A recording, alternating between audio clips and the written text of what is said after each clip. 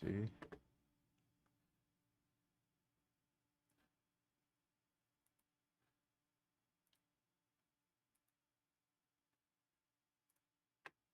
Yep, we're live.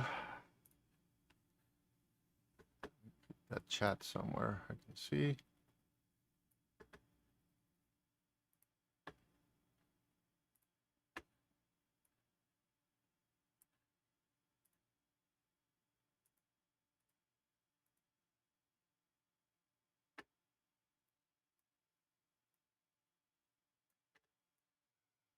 Discord chat here.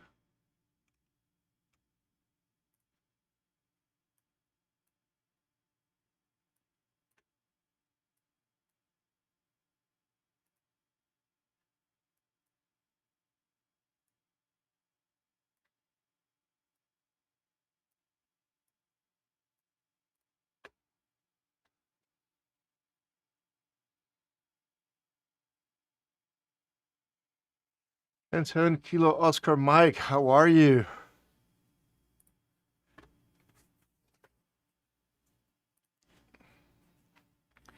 We're gonna have to figure out what's the format for this thing, because I'm not even sure what I'm doing, but we'll have some nice chat Q&A. I'm gonna tell you guys what I'm doing, what's going on, show you a couple of things. Shouldn't last more than half an hour, I hope. I'm not gonna stretch it too long. That's what the Ham Radio Workbench is for. The 4-hour podcast episodes.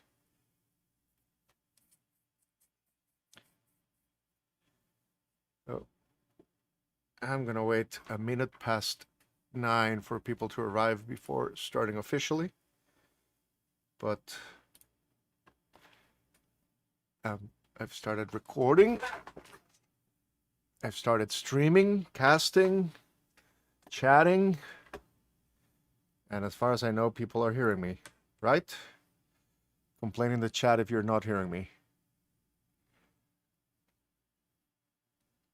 Ham Radio Workbench is one of my favorite podcasts, even if it lasts 2, 3, 4 hours.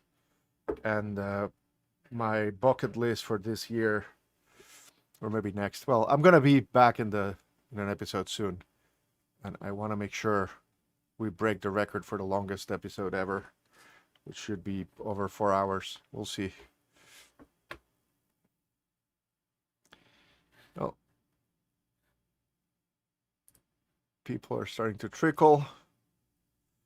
I suppose if you're here, you're here. If you're not, you'll have to watch it as it was recorded, and you won't have a chance to leave comments.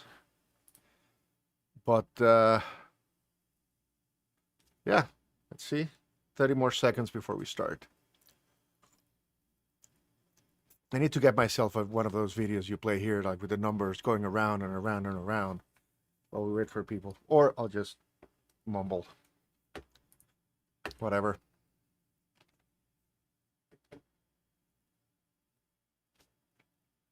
Well, it's 5, 4, 3, 2, 1.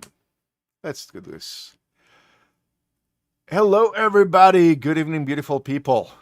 We're here for the very first edition of Ham2K Office Hours. And I plan to do this every couple of weeks. We'll see if we can do it regularly. I plan to do it at different schedules also, to allow for people who go to bed early, or people who live in the other side of the world where right now it's 3 in the morning. Hi, Jetil. So we'll see what happens, but ideally every 2 weeks I'll be having one of these, telling you guys what's going on and where are we with Ham2K. The first thing today, the big thing, is that starting last week, I am now a professional amateur. I've decided to go full-time working on Ham2K. I'm an indie developer now, and I took a jump not knowing exactly what was going to happen. It was a little bit of a forced play, but it's something I've been thinking about for a while already. I'm really, really motivated by what I'm doing with Ham2K, and I wanted to be able to work more and more on it. And so it was time. I decided I'm gonna be doing this exclusively, or maybe I'll do some consulting work here and there too, to try to help pay the bills. And I don't know if you guys noticed, but all of Ham2K offerings are free and open source, which means you can use it without having to pay. And I intend to maintain it that way. My business model is I want to make products that are so nice that you want to send me money because it makes you happy. Not because you have to, not because you must, but because it's what you really feel like doing. And it means I gotta work hard at making a nice product. I want to work hard at making something people want to use, and something that people feel smart using and happy using. It's been almost 3 years since I started working on Polo in particular. I had been doing some other projects before, but much smaller and simpler.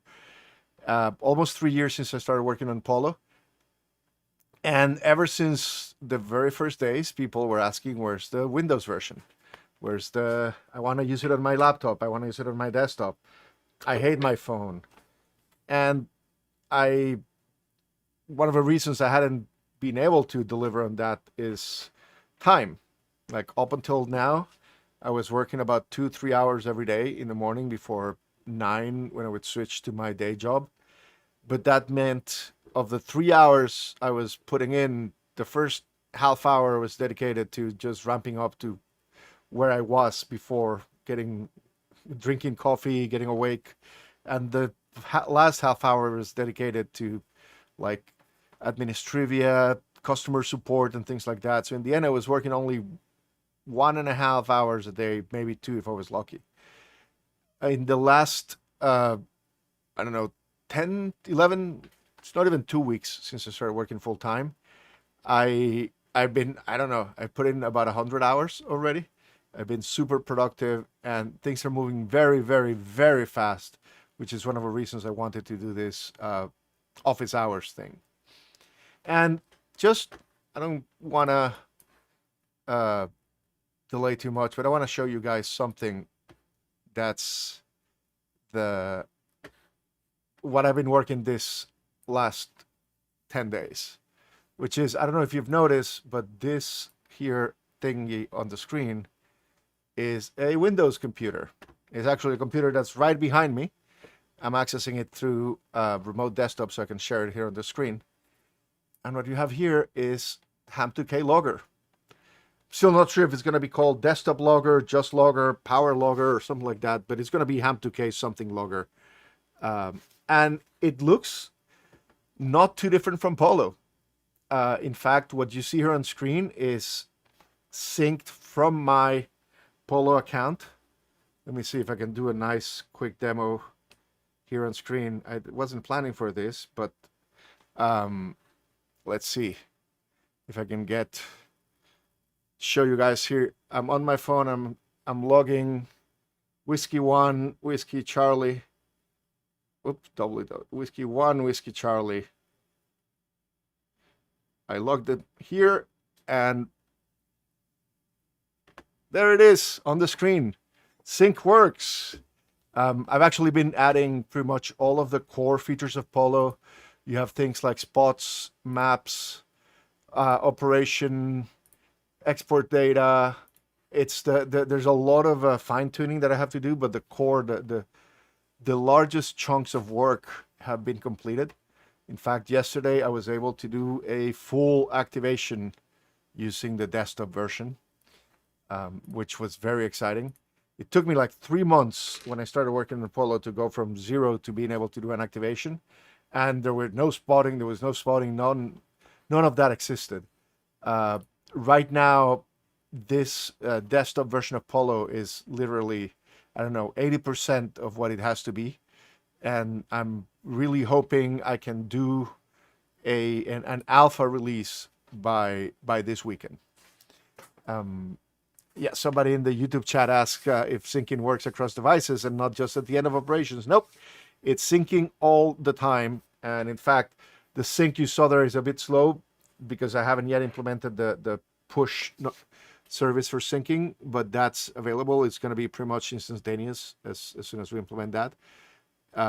You can sync between devices, and I've actually used that feature to do field day logging and contest logging with friends with multiple stations, and it works beautifully.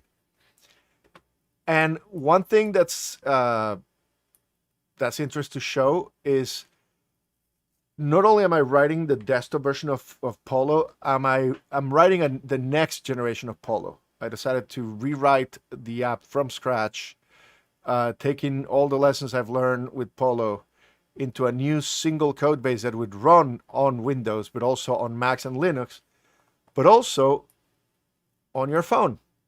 I've made the whole thing be super, what they call in the industry, responsive, that as soon as you change the window size, it adapts and brings two columns.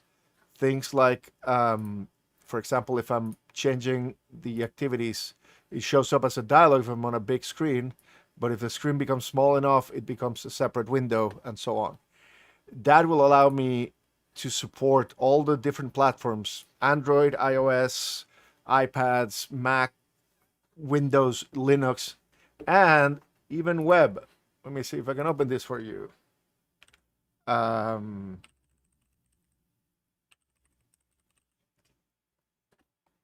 That same thing runs on a web version. It even downloads Podaparks, all the same files that Polo downloads. Let's do another quick live demo here. If I go to sync, turn sync on, and say switch accounts, I can link using a QR code. Let me see if you guys can see. I can take a photo of that QR code, open it on my phone. It opens on Polo and it says, yes, link it. And boom, it's active. And then it says, yep, replace the current activity. And it starts getting my data from my account on my phone. I'm very, very excited with how this is working. And this is in a browser. This is Chrome running this, and I can get that same contact I had here. Let me log Ethan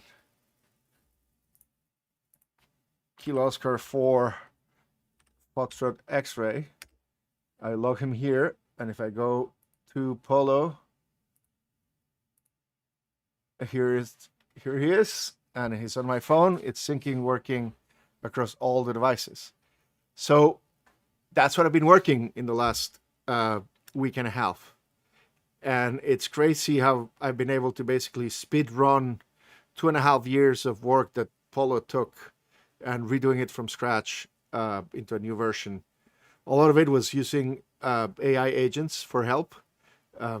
I've been using Claude and Gemini and anti-gravity like crazy. And it was the speed of development there that got me the confidence to go do a full rewrite, which is usually a very bad idea. But I've gotten so far in less than 2 weeks that I know I will have an alpha by next week, and we'll have a full stable release by the end of the summer for sure. I've also I cannot show them here on screen, but I did a couple of experiments on the good old Polo. I started working on cat support, and I was controlling my Flex radio from my phone, changing frequencies. Clicking on spots will change the radio. Changing the radio will update the phone, the frequency. It was working beautifully, and I know I'll be able to implement a lot of that in the next generation of Ham2K logger very quickly. I'm building this to make software development really, really fast. A lot of features that I've been meaning to add to Polo but hadn't because of having to deal with multiple architectures and thinking about working on the Windows version and so on was slowing me down. This is going to be very exciting next couple of months in terms of features for Polo. So exciting that I think it's going to be time to start asking people what they want. What do they want to see besides cat control and Windows? Those have been the top two things on the list for a very long time. and they're going to be tackled very soon. So I want to hear from you guys what you want to see next, because I'm going to have a lot of time to work on things, and I have way too many ideas, but also want to develop what you guys want to have. In the chat, someone asks if phones will support cat controls or just desktop. It's going to be the answer is yes, but the type of connections you can do from phones is more limited than what you can do on a desktop. Especially iOS doesn't allow serial ports or regular Bluetooth. So anything that's you can connect over Wi-Fi will be easy to add on phones. Anything else might take more work. So cat control is something that will show up in piecemeal. It'll be the devices will be able to control some radios on some platforms, but will be chipping away at the problem and trying to add more and more different radios to control. And judging by the amount of time it took me to add support for Flex Radio, I think we'll get a bunch of them very soon. The damn ICOM, I have this one here because I was trying to get it to work.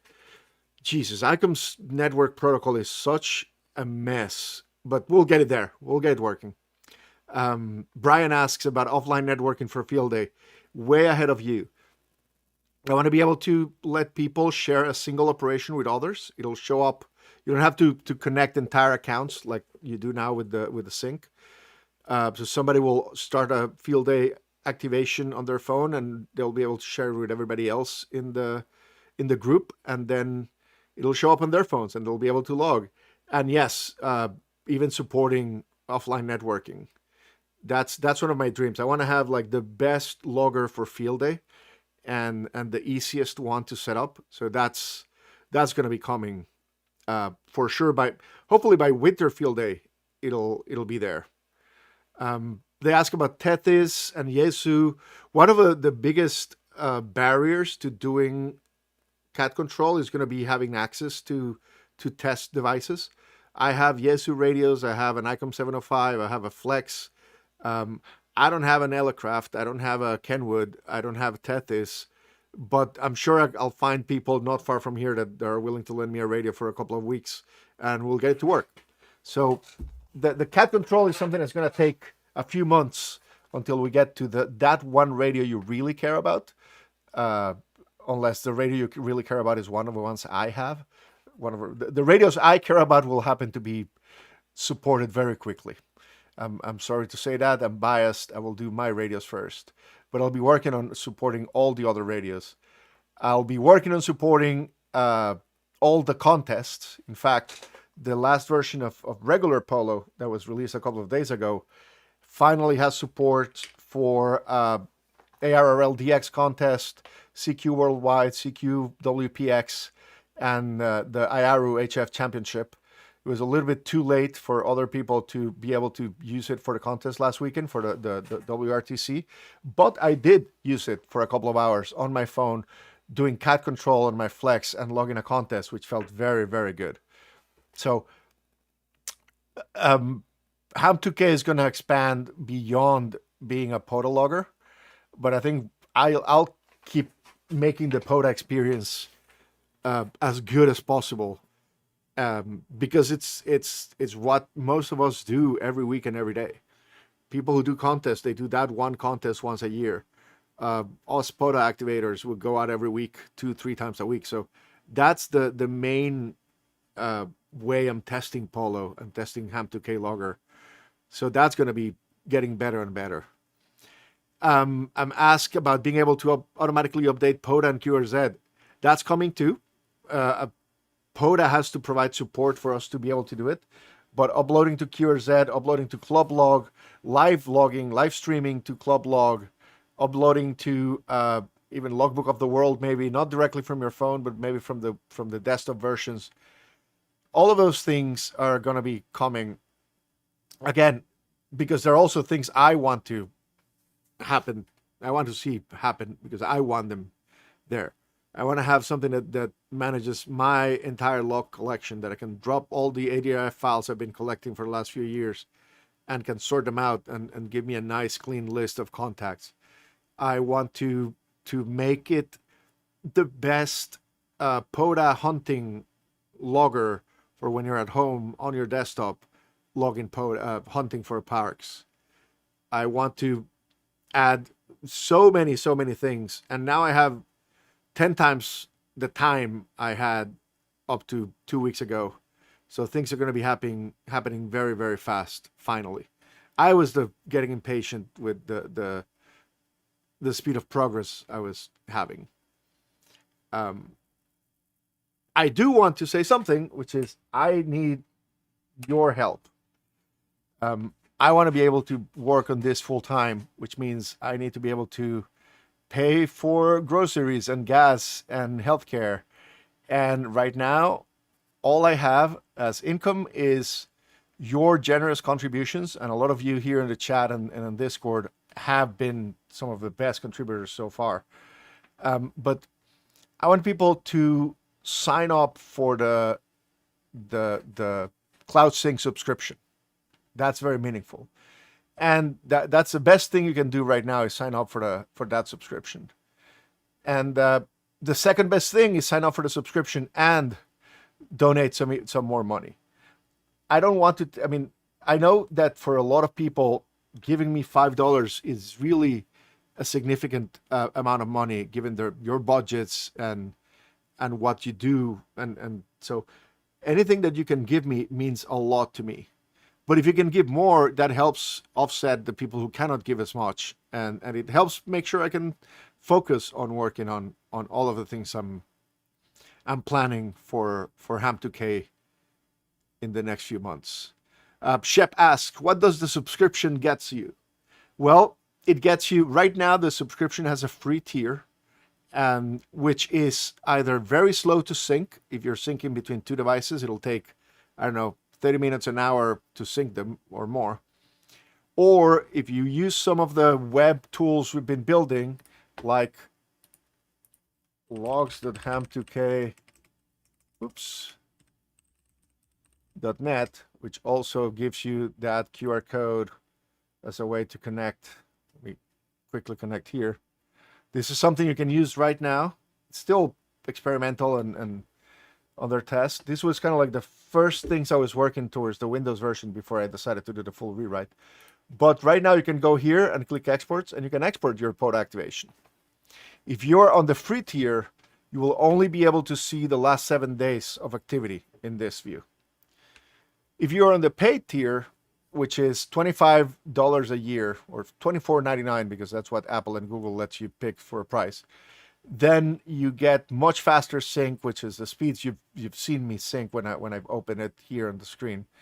And you get access to your entire history of contacts here when you open the web tools, for example. This is all I have in my phone right now, and I can access it from here directly, see the QSOs. There's no map here yet, but I can export the ADIF files, for example. That's what you get for the subscription.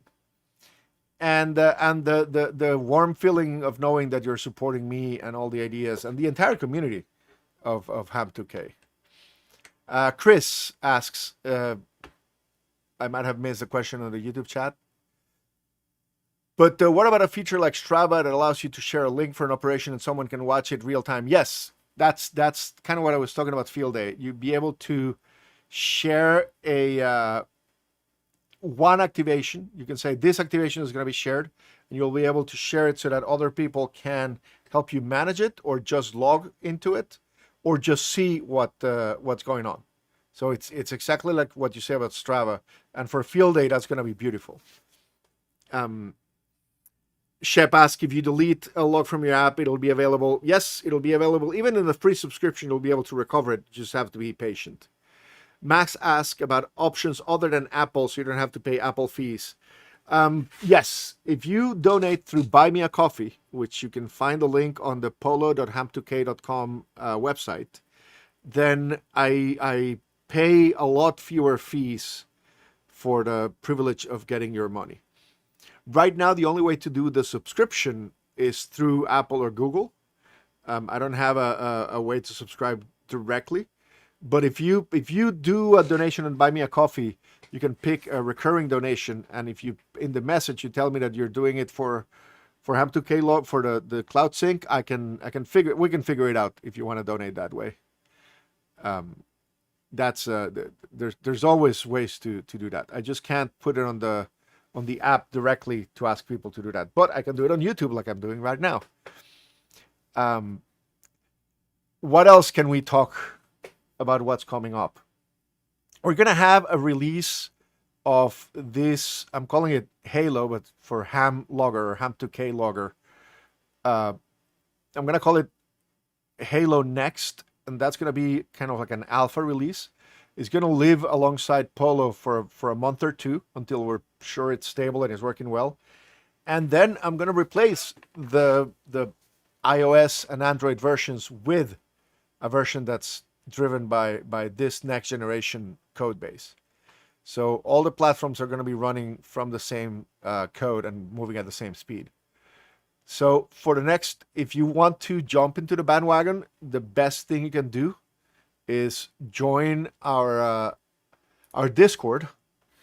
I'm gonna add on the general on the welcome channel a way to get a tester role. If you get that, if you flag yourself for testing, then I will notify you as soon as we're ready to download this test versions of Windows and test versions of other devices.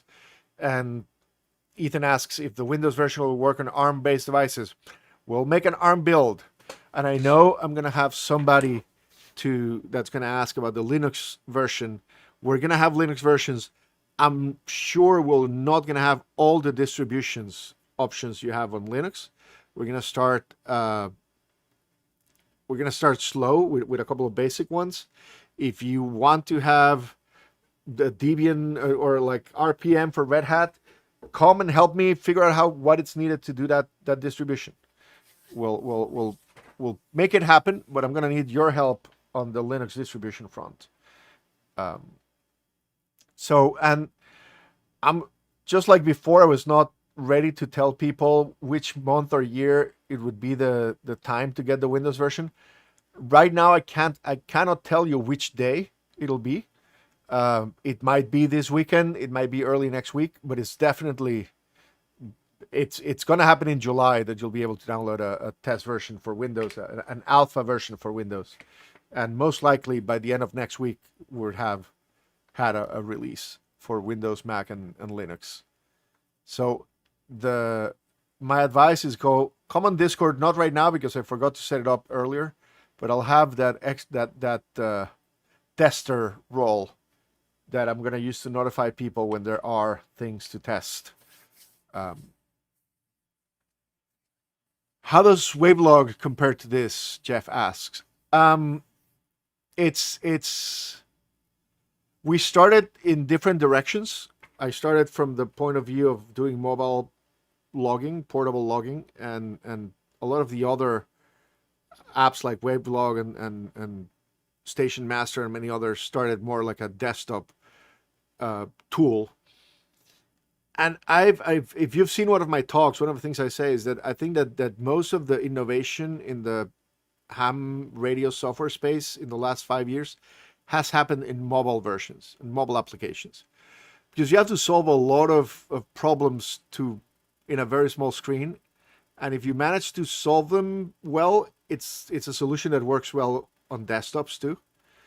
A lot of the existing applications like Wavelog and so on, they were built around the idea of having a database for ADIF and having a window that lets you see that database. I think that ham logging is much more than that. And in particular, you want to be able to log more than one thing at a time. Nobody is logging only one activity. People want to do many things at a time. And I built Polo from the ground up as a way to do all those things.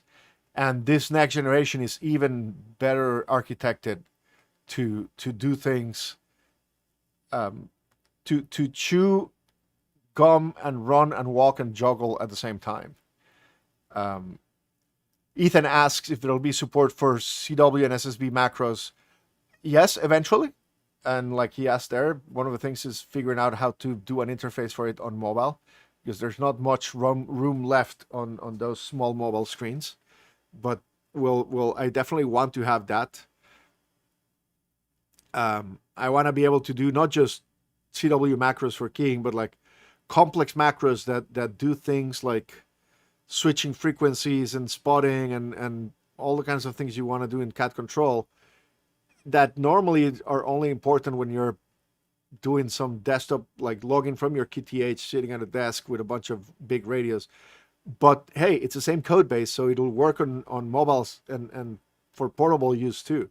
So if you have some sequence of things you want to do when logging at a park, like for example, saving this fact that you started the activity, saving the current weather and solar, and spotting yourself all with the touch of a single button, it will be possible to write that configuration and that setup in the kind of logger I have in mind. And for mobile devices, there's an idea I've had for a long time, which is not Bluetooth, but having a bridge device, a little. It could be a Raspberry Pi, one of the small ones that are really inexpensive, that you connect via USB to the serial port of your radio, and that device connects via Wi-Fi to your phone or your laptop, for that matter, and lets you control any of these devices that are hard to connect to an iPhone, or let you control your regular radio without having to run wires all across your desk. So it would be like a small, like Matchbox size device, maybe bigger if you need a battery to power it, or some kind of USB power supply. But that's the plan there. It's going to take more time to work that. It's a little bit more complex problem to solve. But I don't know. I'm excited. In the last 12, 13 days, I've been able to write so much code for this next generation of Ham2K logger that I think we'll get to cat control and things like that with a bridge sooner than I was expecting 3 months ago. And it'll be fun. It'll be a device. Ethan asked if it's going to be open source to build or if I'll sell the device. The most likely answer is both. I like to open source all the work we're doing, and at the same time, I also like to make money, and I like to make things convenient for people. So we can sell the device, and that'll be a way of supporting us, but you can build your own by buying your own Raspberry and SD card and following some instructions. I've been looking at Discord and haven't looked at the YouTube. Upload to SOTA data. Yes, one of the things I want to work on as soon as...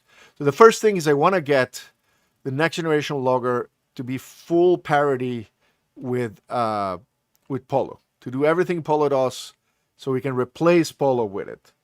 Then I'm going to start working on things like the shared activities for things like field day, and start implementing cat control.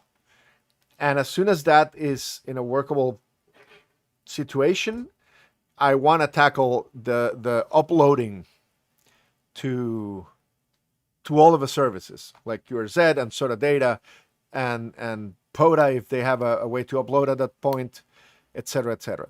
Whatever you can do to upload with a single button, you'd be able to do, hopefully. So you finish your activation, you press a button, and it goes to all the services you want it to go to. That's been a dream of mine for a while. I just haven't had the time to work on it, and thankfully, thanks to you and your support and the fact that I lost a job, now I'm gonna get 10 times as much time as I had before to work on this thing. So it's gonna be moving very, very fast, and it's gonna be very, very fun. And I count on you guys and your support to make this worth it, and to make it more fun, and to give me more ideas and help me test this and help me spread the word out. So yeah, I think that this is what Ham2K office hours looks like. I don't know if there's anyone else who has questions. Otherwise, we can call it a night. And I can go back to working to make this thing happen as soon as possible. Excellent. Thank you, everybody, for joining us today. And thank you for those of you watching it later from home. 73. And I hope to catch you on the air soon. I'm good on QRZ, if anyone it needs to know, as they say. And remember, like, subscribe, hit the bell, go to Buy Me a Coffee, and donate. Go to the app and donate. Go to the app and subscribe to the Cloud Sync service. That's the best thing you can do. Excellent. 73, everybody, and have a great evening.